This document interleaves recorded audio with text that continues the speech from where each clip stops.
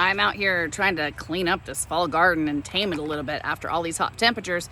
And I've had lots and lots of questions on onions since I've been talking about ordering your onions and planting onions. So here's 3 things I want you to keep in mind so you can be successful at growing onions too. First of all, I need you to choose the right onion variety for your area.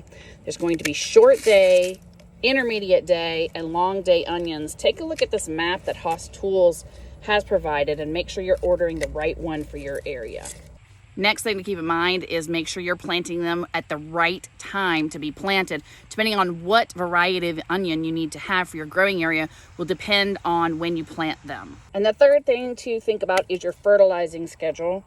Onions need a good bit of fertilizing. That's going to determine how many leaves they get, and how many leaves they get are going to determine how big your bulb is.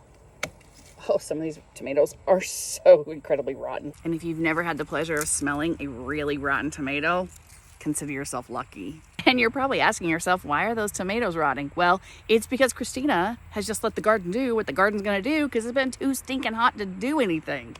Back to the onions. Now, what that fertilizing and soil schedule looks like for us is this. Onions like a soil pH between 6 and 6.5. So I'm gonna take my soil into my extension office and get it tested, and they're gonna let me know what exactly I need for that and for all the other nutrients. I'm going to take that soil cubed compost product, the veggie mix, and I'm going to amend all the beds where the onions are gonna go. I'm also gonna top dress with the trifecta organic fertilizer that I like. I'm gonna do this 2 weeks before I plant my onions. 2 weeks after I plant my onions, I'm gonna side dress again with some worm castings or some more organic fertilizer. And then every week for 3 weeks, once a week, I will fertilize them, alternating between like a worm casting tea, worm castings, or something like that, whatever I have on hand. Then once a month, I'm going to fertilize them. Just gonna side dress right along the sides, make sure I water it in real well. And speaking of water, onions like 1 inch to 1.5 inches of water per week.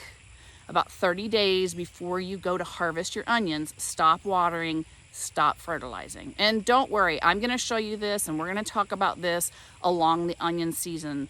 This is honestly one of the easiest crops, this and garlic really, are the easiest crops that you can do, and they keep your soil alive when you don't have a whole lot of other things growing in it.